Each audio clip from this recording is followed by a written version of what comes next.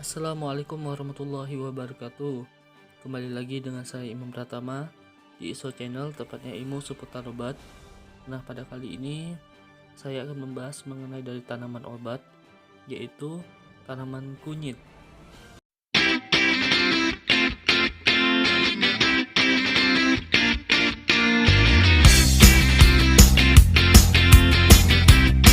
Siapa sih yang tidak tahu pada tanaman kunyit? Nah, pada tanaman kunyit ini mungkin bagi teman-teman itu udah tidak asing lagi telinga ya teman-teman. Nah, pada kali ini kita bahas ada beberapa poin-poin penting yang harus diketahui ya, dimulai dari klasifikasi, terus ada lagi nama-nama tanaman itu sesuai dengan nama daerah, kemudian ada deskripsi tanaman, lalu ada syarat tumbuh, ada panen dan pasca panen, kandungan kimia, efek farmakologis dan hasil penelitian, serta khasiat dan cara pemakaiannya. Oke, kita langsung saja ya teman-teman. Jadi yang pertama itu klasifikasi tanaman. Nah, pada klasifikasi, bagi teman-teman yang tidak tahu, itu merupakan suatu turunan ataupun kelas-kelas, bisa dikatakan itu ya kelas keluarga seperti itu ya teman-teman. Nah, untuk klasifikasi tanaman, teman-teman bisa lihat itu ada 7 divisi. Spermatophyta, kelasnya Monocotyledon itu, terus ada lagi keluarganya itu termasuk golongan itu ya teman-teman, Zingiberaceae. Terus ada spesiesnya Curcuma, Domestica Fall, terus subdivisinya Angiospermae, ordo Zingiberalis, genusnya Curcuma. Nah, itulah diambil kata-kata dari bahasa Latinnya. Kemudian pada poin nama-nama tanaman itu banyak sekali ya sesuai daerahnya. Ya, terus ada nama simplicianya ini ya, itu bisa dikatakan Curcuma domesticae rhizoma. Itu namanya, teman-teman. Sedangkan untuk bahasa Jawa ini beda-beda ya, teman-teman. Bahasa sesuai dengan daerah. Jawa itu ada namanya kunyir ya, atau koneng ya. Kalau di Pulau Kalimantan itu kunit janar itu juga. Sedangkan untuk Sumatera itu kakunye, kunyit, kuning juga sama ya teman-teman. Lalu ada Nusa Tenggara itu kunyi, uni, kaungi, itu nama lainnya. Sulawesi itu uinida, kuni.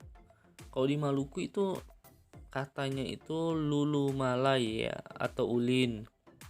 Sedangkan di Irian itu namanya rame kandeifu ya.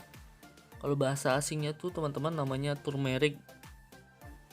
Nah, sekarang poinnya mengenai tentang tanaman kunyit ini seperti apa. Jadi saya ambil secara singkatnya aja teman-teman ya. Jadi kunyit ini merupakan tanaman obat, yaitu berupa semak dan bersifat tahunan yang tersebar di seluruh daerah tropis. Tanaman kunyit ini itu berasal dari binar yang ketinggiannya itu 1300 sampai 1600 meter di bawah permukaan laut. Ada juga nih yang mengatakan bahwa kunyit itu berasal dari India. Kata kurkuma berasal dari bahasa Arab kurkum dan Yunani karkom. Pada tahun 77 sampai 78 sebelum Masehi, ada seorang yang bernama Dioscorides. Beliau ini sebagai penemu obat-obatan dari tanaman herbal ya teman-teman, menyebutkan bahwa tanaman ini sebagai Cyperus, yaitu menyerupai jahe. Tapi yang bentuk rasanya pahit, kelat dan sedikit pedas, tetapi tidak beracun ya teman-teman. Tanaman ini banyak dibudidayakan di Asia Selatan, khususnya di India, Cina Selatan, Taiwan, Indonesia, tepatnya di Pulau Jawa dan Filipina. Kalau dilihat-lihat ya teman-teman, jadi tanaman kunyit ini tumbuhnya itu bercabang dengan tinggi 40 sampai 100 cm aja ya teman-teman. Batangnya batang semu, tegak bulat, ya bentuknya agak rimpang.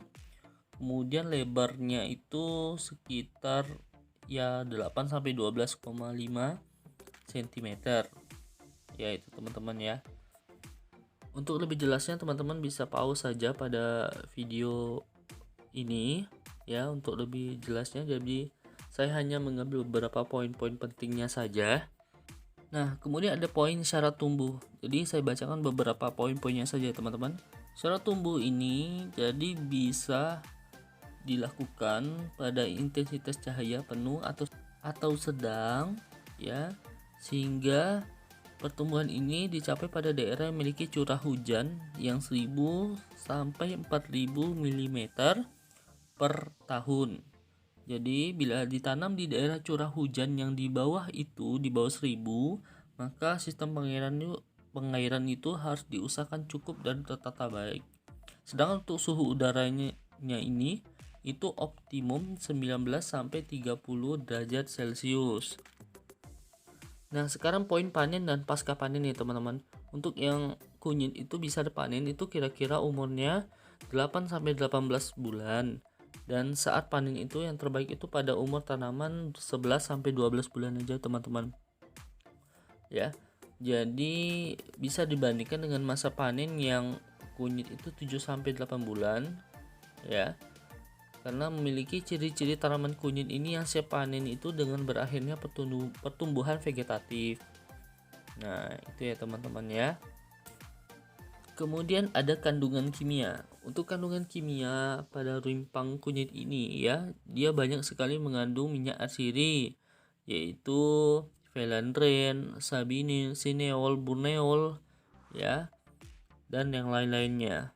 Jadi yang lebih banyak itu yang mengandung alkaloid kurkumin yang menyebabkan pada warna itu lebih cerah, yang menunjukkan dominannya itu pada warna.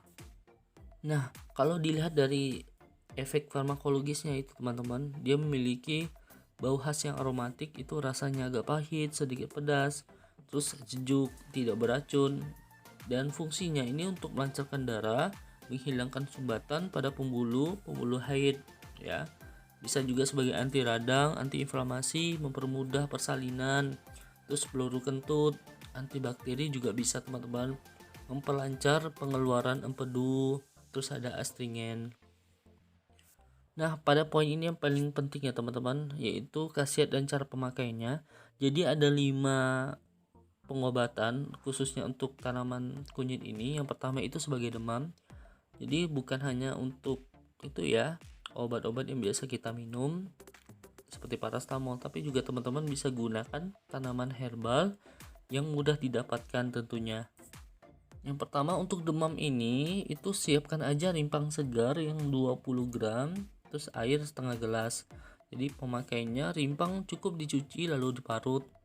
Tambahkan setengah gelas air matang, lalu diaduk deh. Peras dengan sepotong kain, lalu air perasan tadi diminum, lakukan 2 kali sehari. Yang kedua itu ada untuk dispepsia, ya teman-teman, seperti perut kembung, nyeri, mual, dan tidak nafsu makan. Jadi kalian cukup aja siapkan kunyit yang 50 gram, air 3 sendok makan ya teman-teman. Pemakaiannya ini cukup dibersihkan, lalu diparut, tambahkan 3 sendok air minum tadi ya teman-teman. Aduk merata lalu diperas dan disaring, dibagi untuk 3 kali minum. Untuk yang ketiga ini ada namanya keputihan ya, untuk wanita. Siapkan aja nih bahannya, kunyit tua 1 ibu jari, larutan airnya 3/4 cangkir maksud saya, terus larutan gula jawa secukupnya. Cara pakainya, kunyit sebesar ibu jari tadi cukup setelah dibuang kulitnya, lalu diparut ya teman-teman. Tambahkan 3/4 cair larutan air asam dan larutan gula jawa secukupnya, lalu diaduk merata, peras dengan sepotong kain, minum, lakukan setiap hari.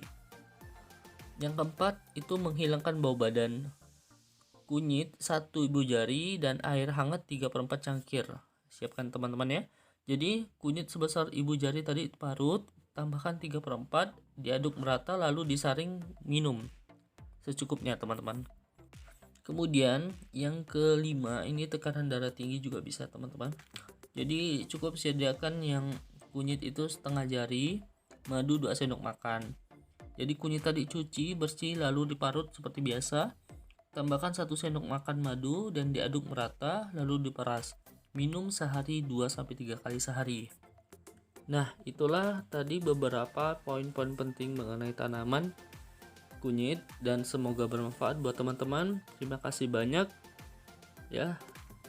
Dan jangan lupa tekan tanda lonceng tekan tanda like dan subscribe-nya setelah video ini. Terima kasih banyak. Wabillahi taufik wal hidayah. Wassalamualaikum warahmatullahi wabarakatuh.